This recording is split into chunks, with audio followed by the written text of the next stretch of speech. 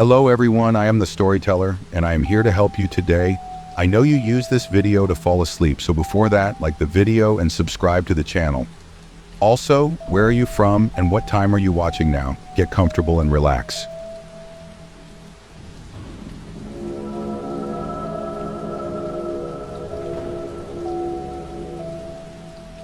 Every time I look in the mirror, I feel like I don't belong in this world. My name is Amelia, and for as long as I can remember, I've suffered from a strange and terrifying affliction. I'm not blind. For me, everything seems normal, but every time I look in the mirror, all I see is the back of my head. The only upside to my problem is that it makes brushing my long blonde hair easy, but apart from that, it feels like a curse. The older I get, the worse I feel about it.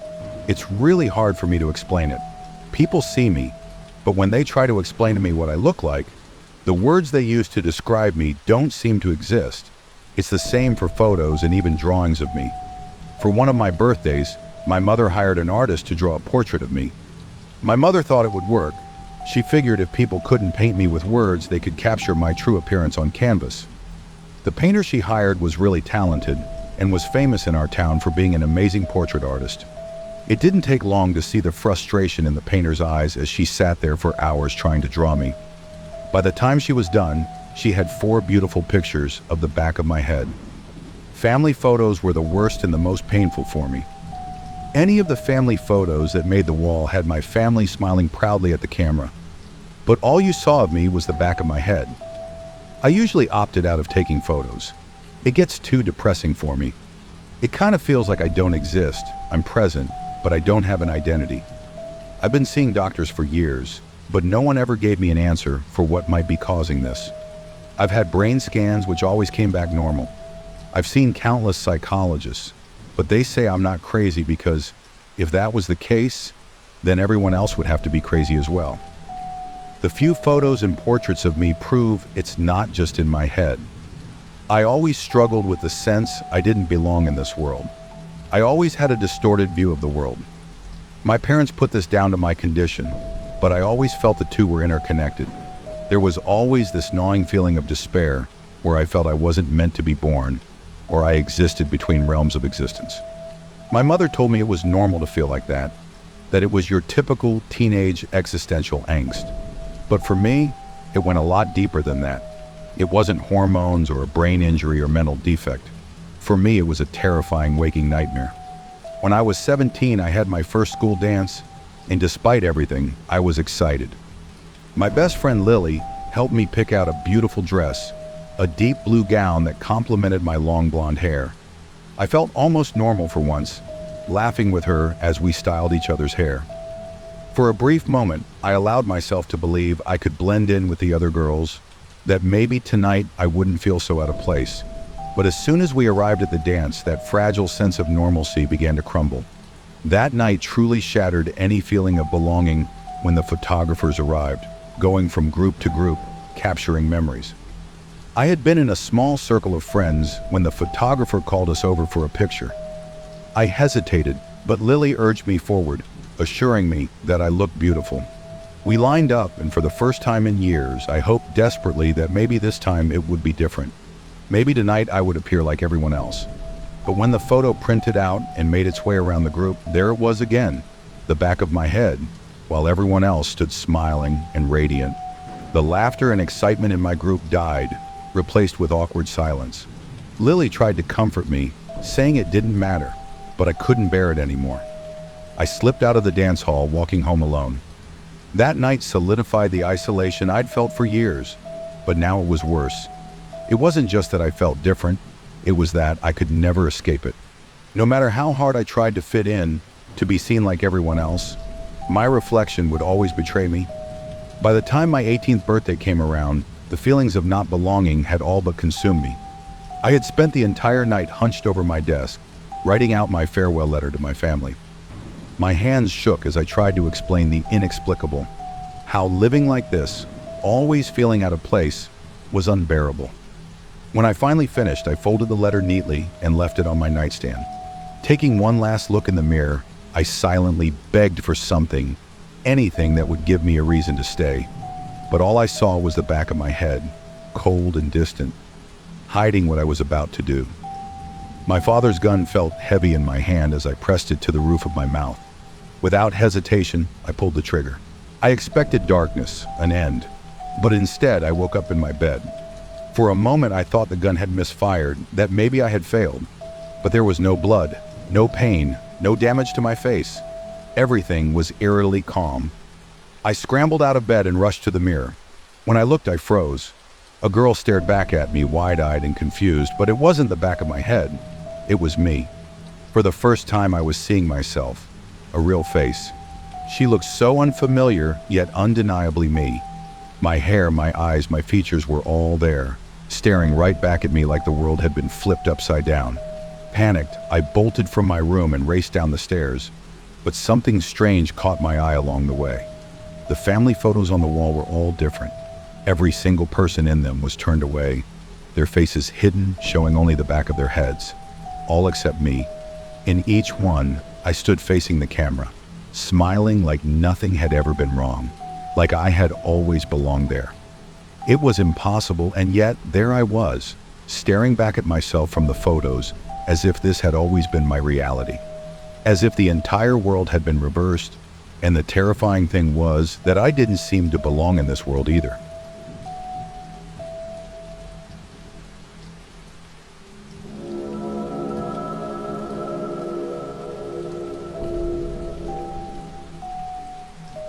My job is to watch people die.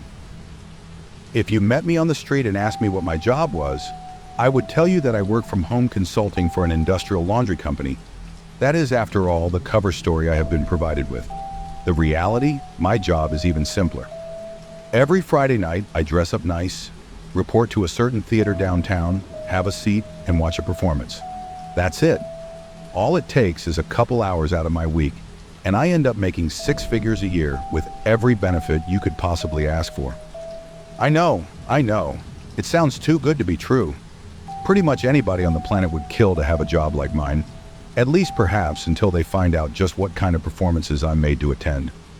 Before I start though, I need you to keep in mind that I'm a good person. I donate thousands to the Rainforest Fund out of every paycheck, and me and my kids volunteer at the food bank weekly. I'm a devout believer, and I'm going to heaven when I die. After all, I myself have never hurt anybody, never raised a hand to injure any living soul. How could you possibly call me a sinner when all I ever do is watch? It started about 3 years ago when their job offer found me when I was at my most desperate. All I was told was, every Friday night, I would attend a performance at my city's fanciest theater. That was it. I was baffled at first. What the hell do I know about theater, or ballet, or orchestras? Had they gotten me mixed up with some big-shot critic? During our talk on the phone, however, they politely reassured me that no critical ability would be required. All we ask, they said, is for you to be there to bear witness. Everything about it screamed scam, but I figured, what the hell? Worst case scenario, I listen to a pitch for some MLM or timeshare, politely decline, and then walk out with some pocket money. I was baffled when I pulled up to the theater. Dozens, maybe even hundreds of people were streaming in, all in nice suits and gorgeous gowns. I'd thrown on the fanciest clothes I could afford, yet I still felt severely underdressed. The theater was totally rented out by my employer, and only my fellow co-workers were allowed in. How much could it have cost to hire such a massive crowd just to attend this one performance? Who could possibly bankroll something like this? I tried to empty my mind and simply merge into that human tidal wave flowing through the doors. Every staff member was dressed in a refined all-black suit with black tie and undershirt, to the point they seemed to darken the air around them. Each wore a white comedy mask, the neoprene stretched into a grin of perpetual laughter, which struck me as almost mocking. They demanded that we hand over all electronic devices, even patting us down and running a metal detector over us. Then they reminded all attending not to leave their seats under any circumstances during the performance, recommending we take bathroom breaks before the show started, and to remain quiet and to keep our eyes open. They kept repeating the same mantra. No distractions, no diversions, no lapses in concentration. Remember, you are here to bear witness. If I'd been alone, I would have left right then and there. There was a tickling in the back of my brain, some primate part of me screaming that there was something terribly wrong here. But mob mentality is a hell of a thing. Everybody else seemed calm, nonplussed, handed their phones over without a fuss. There were a few holdouts, probably other newbies like me, but eventually they too relented. If everyone else is going along with it, I figured, why shouldn't I? Who wants to be the one single paranoid bastard who missed out on an easy paycheck? Stepping into a gorgeous theater like something out of 3 centuries ago, I was most struck by the make of the stage. It looked like the back action of a piano, strange levers and mahogany hammers looking like fingers manipulating countless lines of piano wire, some over a dozen feet long. All the taut wires stretched in bizarre formations across the stage reminded me, somehow, of a spider's web. I could not fathom a machine so complex, yet with such little apparent purpose. The nature of the performance always varies. Sometimes it's a work of Shakespeare, a ballet, an opera, hell, even a puppet show. That day it was a concert featuring a small chamber orchestra of around 35. Students, it looked like, young and inexperienced, with a nervous air about them as if this was their first time performing before such a crowd. Mostly a string section, plus one of each woodwind, and just a couple each on horns and percussion. The conductor was one of the staff members in the comedy mass. I was baffled. Who would put forward this much cash just for a small green orchestra to play in such a massive, prestigious venue? One of them must be a billionaire's kid, I figured. It was the only explanation. This, I've since realized, is always the best part. The beginning of the performance, when you can, if you try, lose yourself in the display and pretend everything is okay, that it's all normal. It was best on those lucky days when the performers on stage were completely unaware of just what sort of danger they were in. That always makes it easier for everybody. On that first day, I was as oblivious as they were and simply enjoyed the music. Maybe some snob of the orchestral arts would hear their amateurish mistakes, but to my untrained ear, they sounded just fine. Pleasant even. But one question began to worm its way into my head, a small nagging at first, which crescendoed into a hammering on the inside of my skull. How much time has passed? At a certain point, I suspected the intermission was long overdue, but there were no windows and I had to part with my electronic wristwatch at the door, so really, getting any sense of time was impossible. I dismissed it as my lousy attention span at first, but eventually others began taking notice.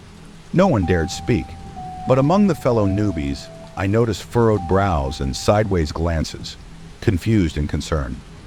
The performers seemed to be getting restless as well, whispering and gesturing to each other and the conductor, who never ceased those robotic, sweeping motions of his gloved hands. It must have been 2 hours by then, if I had to guess, and they were starting to look exhausted, dehydrated. Some even looked as if they were about to quit playing. Continue performing. In a moment, all of the piano wire loudly reverberated and stretched taut with the movements of those mechanical contraptions on stage, as the whole thing bristled and tensed as though it were a living thing. And that voice, cracking like thunder, seemed to emerge from the stage itself with a mechanical roar like the grinding of metal on metal. That seemed to frighten them into submission for a while. It wasn't until a half hour later that my life changed irreparably. They'd been playing a quiet sonata, so everybody could hear the sudden fur-ting, accompanied by a pained yelp. My eyes leapt to one of the violinists. One of her strings had broken and happened to snap her right in the eye. It could see the streak of scarlet bifurcate her pupil before the emerging blood replaced the entire eye with a thick redness. She stood, clutching a hand over her eye and blindly grasping with the other, gesturing toward medical help. And as she did so, that strange lattice of levers and hammers and pulleys all roared and clacked to life, like a bear trap being sprung. The machine's efficacy was just as sudden, just as brutal. Those clockwork edifices moved like a pair of robotic arms, aiming a wire for her neck as if trying to garrote her. But they moved at such a speed that the wire seemed to pass through her, like she wasn't even there. For a moment she seemed fine, unaffected, as if nothing had happened at all. And then things began to fall off of her. Her head, severed at the neck, alongside the hand she'd been holding over her eye, and the very fingertips of her other hand with which she'd been grasping a little too high. All had been cut cleanly with surgical precision. Time seemed to slow as they all went clattering wetly to the floor, and the girl's body soon followed, as if it took a few moments for gravity to set in, or perhaps for her body to realize she was dead. It happened so fast it was hard to be properly horrified. It was more like awe, maybe? Everybody stared at the chunks of meat that had once been a promising young woman with hopes and dreams. That spider web of wires was still rumbling and shaking all around them, and the mechanical voice roared once more. "Continue performing."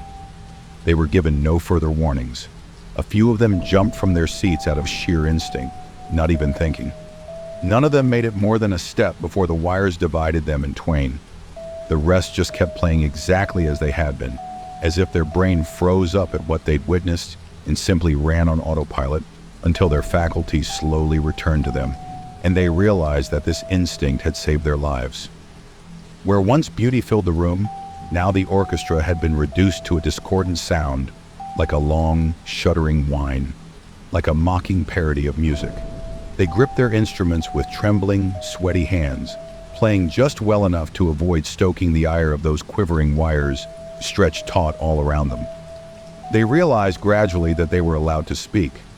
Immediately they began wailing hard enough almost to mercifully drown out that dismal cacophony that was once music, some begging and pleading with the staff, others screaming out threats, be they legal or physical. Nothing they said could shake the masked men and women in the slightest. They stood at order like statues, unflinching.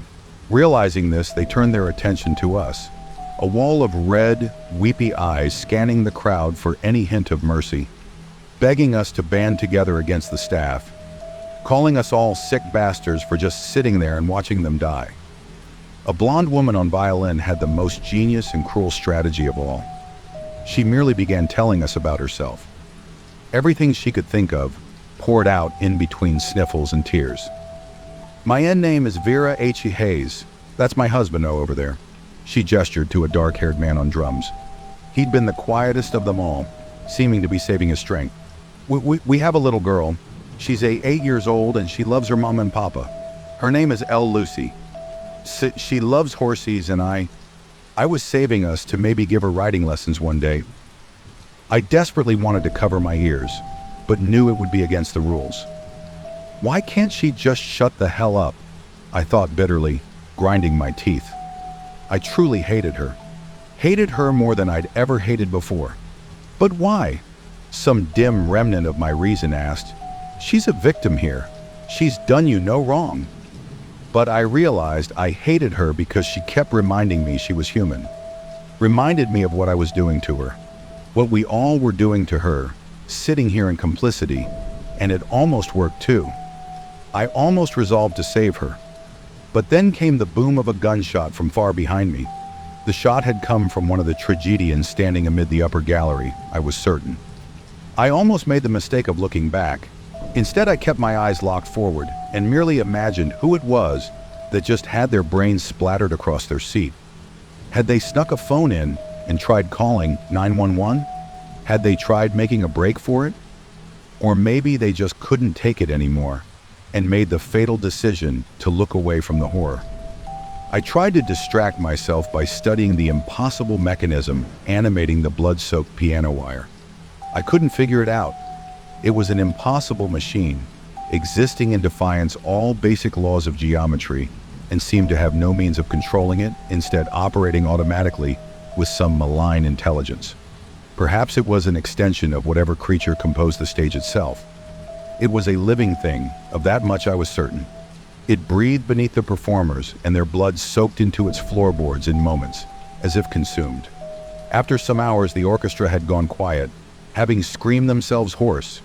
I couldn't imagine being in their shoes. Even just watching them perform was a test of endurance. Many of them were oozing blood all over their instruments, from scarlet cuts where the skin had split. The woman on the French horn was struggling hardest of all, her lungs and hands burning with exhaustion. "I can't," she eventually cried out in a hoarse little wheeze, horn slamming to the floor as her body gave out. "I'm so sorry, I can't do any." A wire passed through flesh in an instant, and suddenly she had no mouth to speak, no eyes to see, no mind to think with. All of it lay splattered upon the stage, which sated itself upon that spilled VD. Another gunshot. I quivered in my seat, sweat beading on my forehead from the terror. Somebody in the audience had looked away, and I realized I had just been about to do the same thing, had the sudden sound not knocked me out of my stupor. Most of the performers went in similar ways over the next few hours, either making mistakes or their bodies giving out. As monstrous as it may sound, I was quietly praying for them to get it over with. They were dead the moment that they walked on stage. Why drag it out for all these hours, just for the inevitable to happen anyway? I recognize now that it's almost impossible to make that choice, to simply give in and accept death in defiance of all our natural instincts. But the auditorium now reeked from audience members voiding their bowels, and the damn woman next to me just wouldn't stop crying, wouldn't stop at all. Vera and her husband lasted the longest of all, perhaps because they had each other.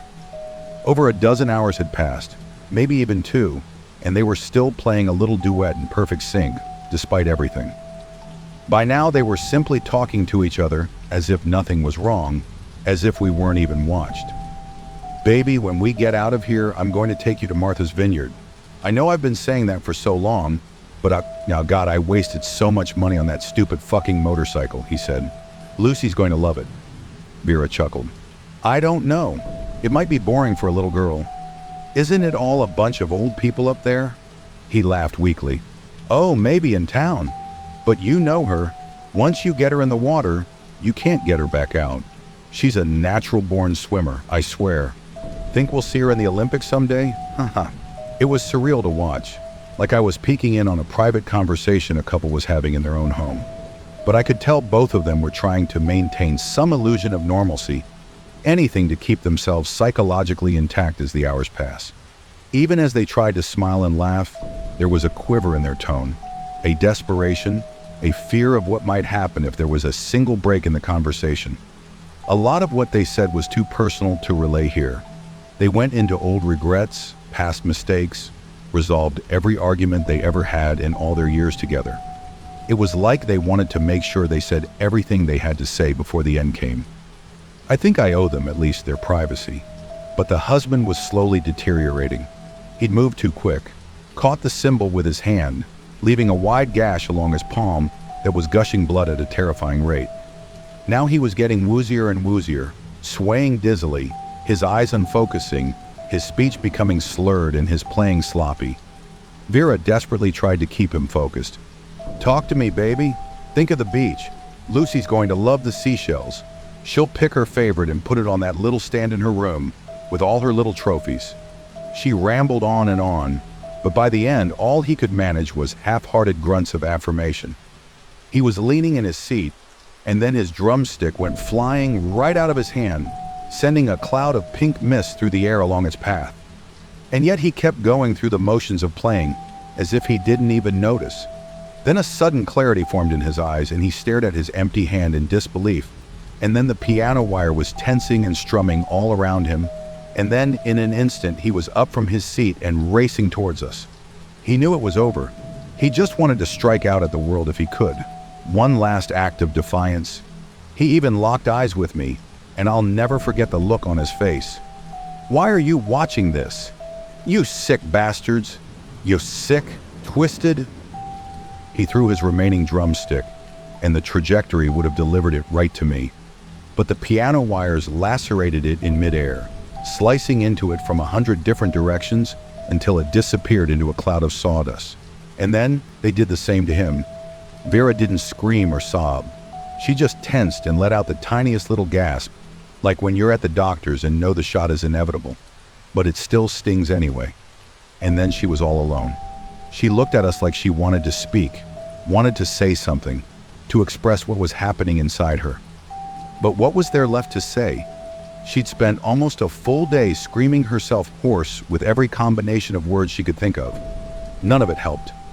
None of it meant anything. Instead, she expressed herself through music. She began to play the most mournful, sobering solo I had ever heard, one I knew she making up as she went along. one with which she communicated those parts of herself that words could not encompass.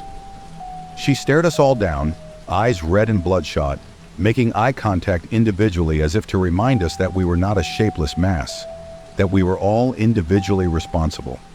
I only barely remember the sound of it now, as if I'd heard it in a dream, and yet even now the memory tears at my heart. She performed for what felt like an eternity, and then in the end, she slowly, calmly set down her violin, stood up, and took a bow. And then she was unmade. Everyone stood up around me all of a sudden, and I was immediately caught up in it too, performing a standing ovation that dragged on and on. We screamed, shouted, cried, threw things, smashed our fists against seats, tore at our hair, laughed and danced with each other. It was the ultimate catharsis after all that silence, after a full day of holding it all in. Never before had I felt so connected to a crowd of people on some deep spiritual level. We marched out of the theater, stumbling like a procession of ghouls with blank faces and tired eyes. The staff were as polite as ever, thanking us for attending the performance and hoping that we enjoyed the show. Some were dragging the bodies of shot audience members out of the theater. As I finally emerged into the outside world, I was stunned to find it was still the same night I had entered. At least 20 hours had passed inside that theater. I was sure of it. But for the outside world, only 2 hours had passed, exactly the duration listed on their job offer. I'd never been explicitly told not to reveal what I'd seen there, and now I knew why. Nobody believed me. Or worse, maybe they were covering it up. I swear to God, the police dispatcher laughed at me over the phone. I swore I'd never go back. I'd been part of something evil, something unfathomable, and it would haunt me forever. But the next year was one of constant desperation, debt climbing as job opportunities declined at equal rates. I held out for about a year, but eventually I gave in. And to my horror, the next performance was easier now that I knew what to expect. And then the next was easier still, and the next. The performance is always different, but the end result is always the same. I have to remind myself that I'm not culpable for what they're doing there. All I do is watch. We watch people die every day, in the news and online. People suffering horrible fates, often in places our own countries help to destabilize. How are my actions any different, really? We all have to accept that terrible things happen in this world, and all we can do about them is either look away or look the horror right in the eye. Is choosing to look away more moral, or is it only more cowardly? And besides, wouldn't it be worse for them if there wasn't an audience? If they had to die there in the dark alone? No one seeing, no one caring, no one remembering. After all, someone has to bear witness.